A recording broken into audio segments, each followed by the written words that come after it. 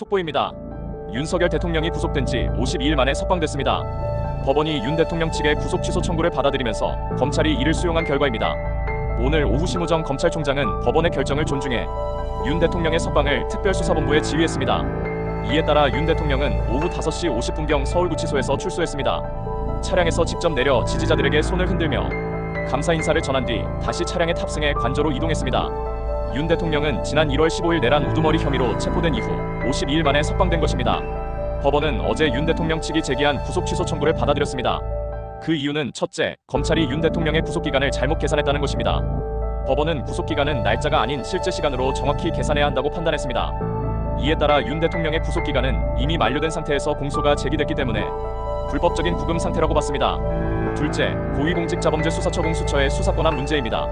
법원은 공수처법상 내란죄가 명확히 포함되지 않았고 관련 규정이나 대법원 해석도 없는 상태에서 수사가 진행됐다고 지적했습니다. 따라서 절차의 명확성을 확보하고 수사 과정의 적법성 논란을 해소하기 위해 불구속 재판이 바람직하다고 판단한 겁니다. 셋째, 절차적 문제를 해결하지 않으면 향후 재심 사유가 될 가능성이 있다는 점입니다. 법원은 이번 사건이 향후 재심 사유로 이어질 가능성을 우려해 구속 취소 결정을 내렸다고 밝혔습니다.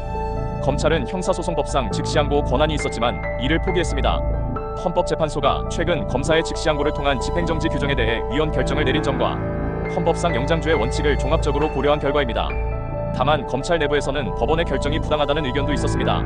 특별수사본부는 즉시항고를 통해 시정해야 한다고 주장했지만 대검찰청은 헌재 결정 취지를 감안해 본안 재판부에 적극적으로 의견을 개진하는 방식으로 대응하기로 했습니다. 윤 대통령의 석방 소식에 정치권 반응은 극명히 엇갈렸습니다.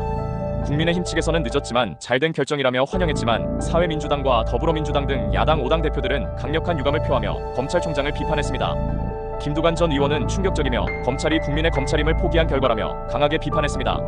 한편 윤 대통령은 서울구치소 앞에서 차에서 내려 직접 지지자들에게 인사를 건넨 뒤 다시 차량에 올라 관저로 향했습니다. 앞으로 윤 대통령은 불구속 상태에서 형사재판을 받게 되며 이번 석방 결정이 향후 탄핵심판과 형사재판 과정에 어떤 영향을 미칠지 주목됩니다. 이상 미미르의 눈이었습니다.